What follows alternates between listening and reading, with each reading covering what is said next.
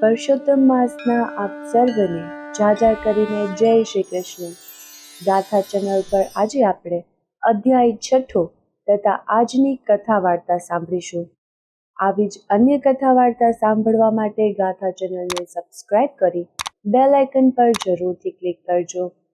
તો આવો સાંભળીએ આજનો અધ્યાય 6, શ્રી કૃષ્ણ સમક્ષ મલમાસ. શૌનકાદિ મુનિઓએ સુત પુરાણીને પૂછ્યું, ગોલોકમાં ગયા પછી મલમાસનું શું થયું તે કથા અમને કહો. આથી સુત પુરાણી બોલ્યા, હે મુનિ શ્રેષ્ઠો, નારાયણ ભગવાને નારદજી આગળ આટલી કથા કહ્યા પછી આગળ જે કથા કહે છે તે જ હું તમારી સમક્ષ કહું છું, તે તમે સાંભળો. શ્રી નારાયણ ભગવાન નારદજીને ઉદ્દેશીને બોલ્યા, ગોલોકની વચ્ચે શ્રી કૃષ્ણનું રમણીય મંદિર છે. તે મણિ અને રત્નોથી જડેલ છે.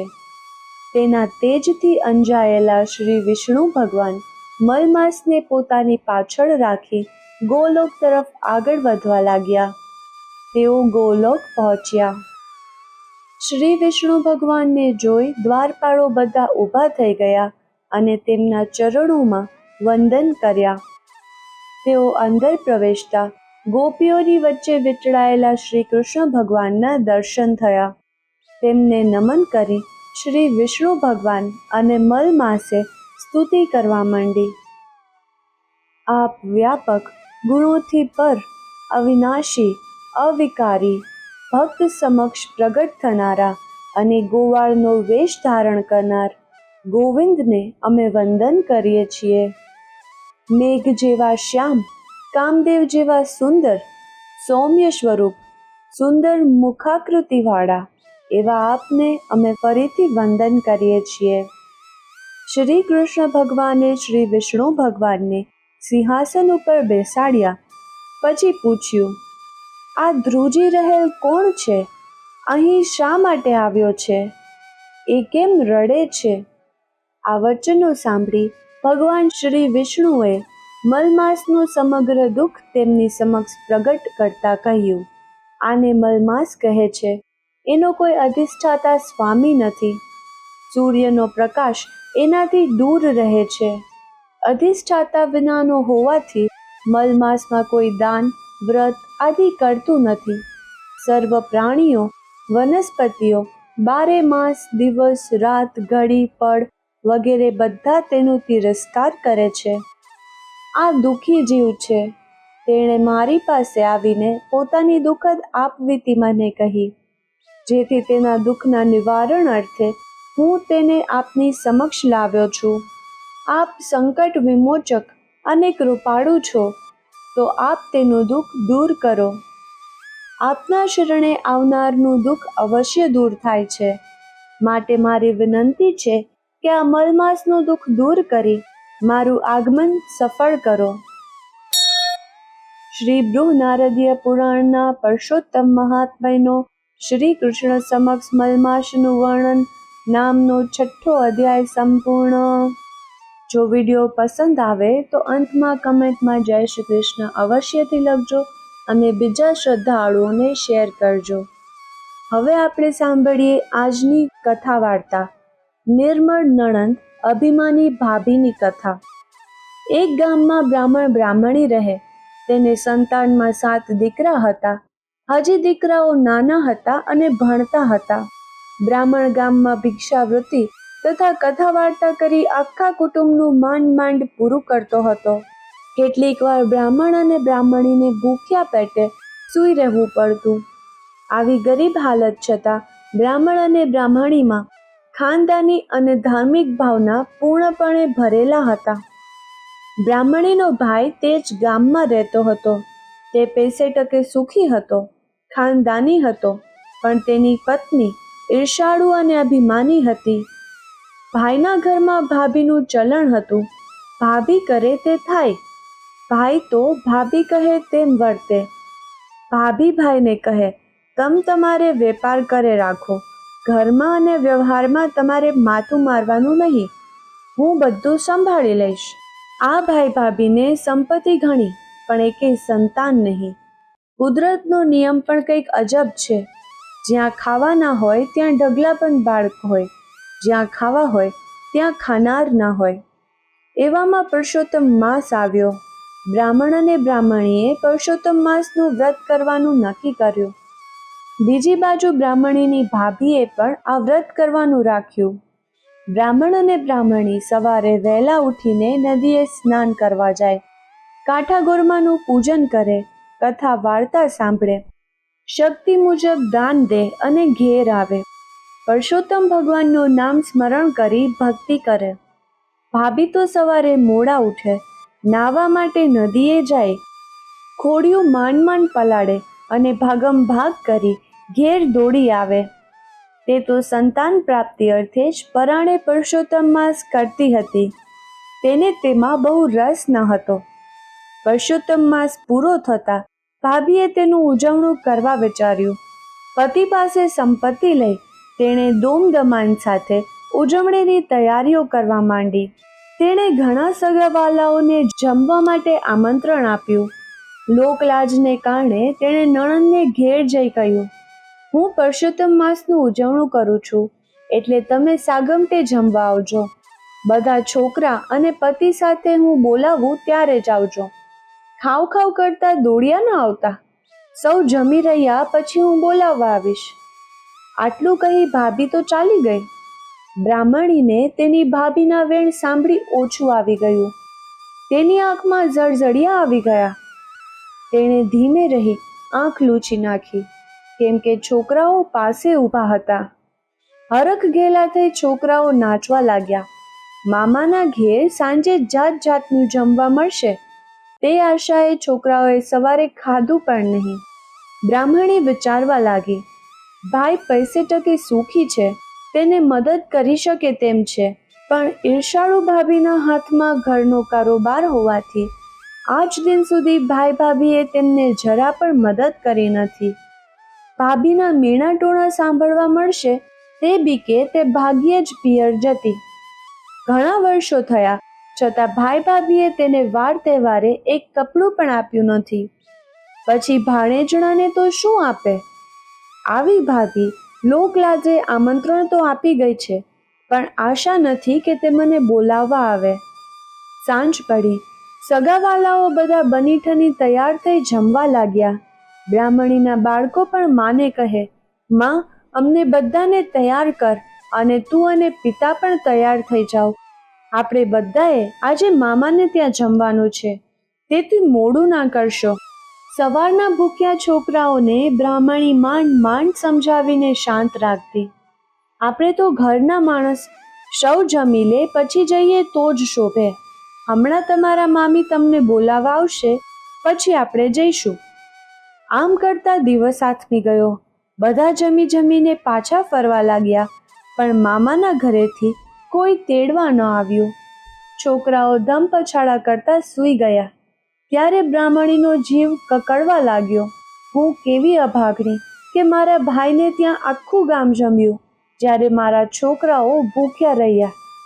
છોકરાઓ સવારે પૂછશે તો હું તેમને શું જવાબ આપીશ? ભૂખ્યા પેટે સૂઈ ગયેલા છોકરાઓને સવારે કંઈક ખાવા આપવું પડશે, માટે લાવ, મારા ભાઈને ઘેર જાઓ અને ઘરની બહાર પતરાળા પડ્યા હશે તેમાંથી કંઈક લેતી આવું. આમ વિચારી તે ભાઈના ઘર તરફ જવા લાગી. ભાઈના ઘેર જઈને જોયું તો ઘરમાં મંગળ ગીતો ગવાય છે, આનંદ મસ્તી થાય છે, વાતોના તડાકા ચાલે છે. બ્રાહ્મણી ધીમા પગલે પતરાળાના ઢગલા પાસે ગઈ. હાથમાં કકડે છે, પતરાળા લેવાનું દિલ થતું નથી, પણ ભૂખ્યા સૂતેલ છોકરાઓને પટાવવા આ બધું તેને કરવું પડે છે. તેને સાડલાના છેડે થોડાક પતરાળા બાંધી લીધા અને ગુપચુપ ત્યાંથી ફરી. બ્રાહ્મણીએ ઘેર આવી પતરાળામાંથી વધ્યું ઘટ્યું લઈ લાડવા વાળ્યા. પછી બધા પતરાળાને વાળી ઘરની પાછળના ભાગમાં ફેંકી દીધા. રડતી કકડતી ભગવાનનું નામ લેતા લેતા તે સૂઈ ગઈ. બ્રાહ્મણી સવારે વહેલી ઉઠી અને ઘરની પાછળ નાખેલ પતરાળાને ભેગા કરી ઉકળે નાખી દેવાનો વિચાર કર્યો. જ્યાં પતરાળા તરફ નજર કરી કે તો બધાએ પતરાળા સોનાના થઈ ગયેલા હતા. તે આ જોઈ આભી બની ગઈ. તેણે 2 હાથ જોડી પુરુષોત્તમ ભગવાનને નમન કર્યા. તે તરત પતિ પાસે જઈને તેમને જગાડ્યા અને બધી વાત કરી. બ્રાહ્મણી પુરુષોત્તમ ભગવાનની કૃપા માની આનંદિત થયા.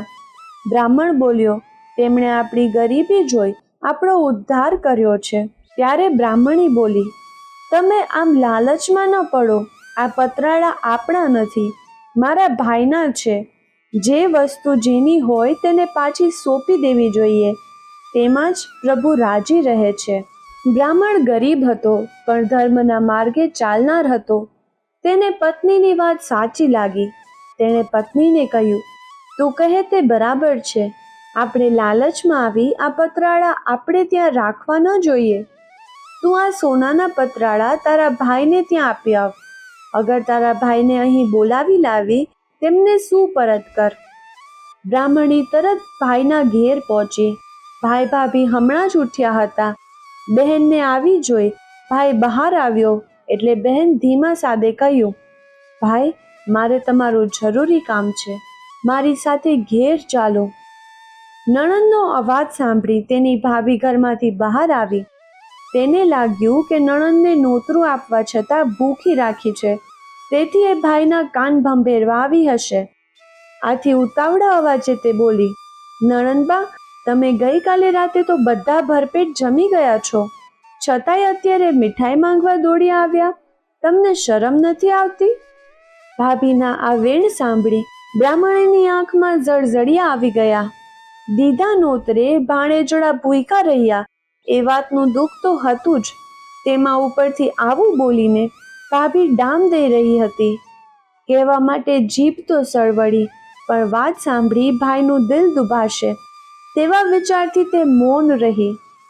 ભાઈ બોલ્યો, કાલે તમે જમવા આવ્યા હતા છતાં મને મળ્યા પણ નહીં. મારે તમને કાપડું આપવાનું હતું. આમ છતાં બ્રાહ્મણી કંઈ બોલી નહીં અને ભાઈને લઈને પોતાને ઘેર આવી અને સોનાના પાતરડા તેની સન્મુખ મૂકી બોલી, ભાઈ, આ સોનાના પાતરડા તમારા છે, તમે લઈ જાઓ. આ પાતરડા ઉપર અમારો અધિકાર નથી.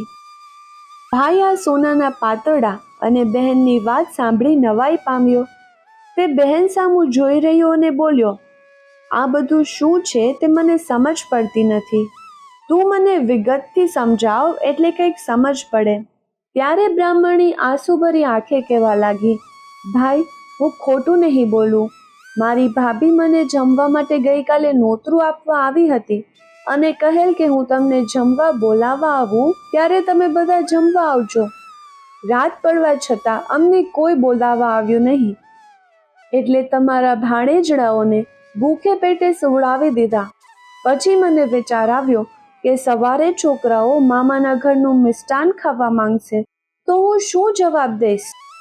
આથી કરીને હું તારે ત્યાં મોડી રાત્રે આવી ત્યારે તમે બધા ધમાલમાં હતા, તેથી મારી ઉપર નજર ના પડી. બહાર પતરાળાઓનો ઢગલો પડ્યો હતો, એમાંથી થોડાક પતરાળા હું ઘેર લઈ આવી. વધ્યા ઘટ્યાના લાડવા વાળ્યા અને તે પતરાળા ઘરની પાછળના ભાગે નાખી દીધા. સવારે વહેલી ઉઠી તે પતરાળા ઉકળે નાખવા લઈ જવા હું ઘરની પાછળ ગઈ અને તે ઉપાડવા જાઉં છું તો તે બધા સોનાના પતરાળા દેખાયા. મેં તારા બનાવીને આ વાત કરી અને અમે બંનેએ નક્કી કર્યું કે આ પતરાળા તારા હોવાથી આ ઉપર તારો અધિકાર છે, જેથી આ બધા પતરાળા તને આપવા માટે અહીં તેડી લાવી છું. બહેનની વાત સાંભળી ભાઈની આંખોમાંથી આંસુની ધારા વહેવા લાગી. એ હતા દુઃખના આંસુ. ગામ તેને ત્યાં જમી ગયું અને વાહ વાહ બોલાવી ગયું. જ્યારે તેની બહેન, બનેવી અને ભાણેજણા ભૂખ્યા પેટે સૂઈ રહ્યા, તેને પોતાની પત્ની ઉપર ઘણો તિરસ્કાર છૂટ્યો. બીજા હતા હર્ષના આંસુ. આટલું બધું વીતવા છતાં બહેન ભાઈને જણાવતી નથી અને સોનાના પતરાળા તેને આપવા તૈયાર થઈ છે. આ હતી ગરીબ બહેનની દિલાવરી અને ખાનદાની. ભાઈને રડતો જોઈ બહેને તેને આશ્વાસન આપી શાંત પાડ્યો. ભાઈ તરત સમજી ગયો કે આ ગરીબ બહેનના વ્રતનો પ્રભાવ છે. પુરુષોત્તમ ભગવાને તેના ઉપર કૃપા કરી છે, જ્યારે ભગવાને તેને આપ્યું છે એના ઉપર મારો હક ન ગણાય. જો હું આ લઉં તો પાપમાં પડું. છેવટે બહેનને ઉદ્દેશીને ભાઈએ કહ્યું, બહેન, આ પતરાળા ઉપર મારો અધિકાર નથી. આ તો તને પુરુષોત્તમ ભગવાને વ્રતના ફળ રૂપે આપ્યા છે. આ ધનમાંથી તું પુણ્યદાન કર. આ તારું છે અને તું ભોગવ. આમ કહી ભાઈ પોતાના ઘેર ચાલ્યો ગયો. બ્રાહ્મણીએ આમાંનું થોડું સોનું વેચી રોકડ નાણું એકઠું કર્યું. ઘરને ઠીકઠાક કર્યું. બ્રાહ્મણી અને બાળકોના નવા કપડાં તૈયાર કર્યા. પછી જમણવાર ગોઠવ્યો. બ્રાહ્મણ અને બ્રાહ્મણી જાતે જઈને ઘેર ઘેર નોતરા દઈ આવ્યા. આ વાત ઉડતી ભાભીને કાને આવી. તેનું મન નારાજ થયું. તેણે તેના પતિને પૂછ્યું, મેં સાંભળ્યું છે કે તમારી બહેન જમણ કરે છે. તેણે આખા ગામને નોતરા આપ્યા છે. તે ખરી વાત? હા, વાત ખરી છે. પુરુષોત્તમ ભગવાને તેના ઉપર કૃપા કરી છે. તે હવે ગરીબ નથી રહી. આપણા કરતાંય તે વધુ ધનવાન થઈ ગઈ છે. આખા ગામને તે જમાડવાની છે. આપણા ઘરે પણ નોતરું આપવા આવશે. થોડી વાર થઈ કે બ્રાહ્મણ અને બ્રાહ્મણી બંને તેમને ઘર નોતરું દેવા આવ્યા. તેમને આવવા નોતરું દીધું અને ચોક્કસ આવવા કહ્યું. નણંદના નોતરાથી ભાભીના પેટમાં તેલ રેડાયું. પણ કરે શું? તેણે સમય પારખી નણંદ અને નણદોઈને આવકાર આપી સારું મનાવ્યું. સાંજે જમણવાર થયો. સૌ જમવા આવ્યા. 32 પકવાન અને 33 શાક પીરસાયા. પુરુષોત્તમ ભગવાનને રસોઈમાં એવો તો સ્વાદ મૂક્યો કે સૌ કોઈ આંગળા ચાટવા લાગ્યા. બધા રસોઈના ભારોભાર વખાણ કરવા લાગ્યા. છેલ્લે ભાઈ, ભાભી અને પોતાના પતિ સાથે બ્રાહ્મણી જમવા બેઠી. સૌથી મોટો ભાણિયો લાડુ લઈને પીરસવા નીકળ્યો. તેણે બધાને ઘીથી લચપચતા લાડુ મૂક્યા અને મામીની થાળીમાં સોનાનો લાડુ મૂક્યો. સોનાનો લાડુ જોઈ મામી બોલી, ભાણેજડા, આ વળી તે મને શું પીરસ્યું? સોનાનો લાડુ ખવાતો હશે? તુંય ખરો છે. ત્યારે ભાણેજ ઠાવકું મોં રાખી બોલ્યો, મામી, અમે રહ્યા ગરીબ. તમને શોભે તેવું પીરસ્યું છે, માટે પ્રેમથી જમો. તમારા ઘેર અમે જમવા આવ્યા ત્યારે તમે અમારી ઘણી સરભરા કરી હતી. એવી સરભરા અમારાથી તો નહીં થઈ શકે. આ તો ફૂલ નહીં ને ફૂલની પાંખડી. ભાણેજનો ટોણો મામી તરત સમજી ગઈ. તેનો ભોઠપનો પાર ન રહ્યો. એની આંખો ઉઘડી ગઈ. તેથી આંખમાંથી અનાયાસે આંસુ સરી પડ્યા. તેને ઘણો પસ્તાવો થયો. તેણે ઊભી થઈને નણંદની માફી માંગી. નણંદે તેને માફ કરી. આ રીતે પુરુષોત્તમ માસનું વ્રત કરવાથી ગરીબ બ્રાહ્મણનો ઉદ્ધાર થઈ ગયો અને તે સુખ શાંતિથી પોતાના પરિવાર સાથે રહેવા લાગી.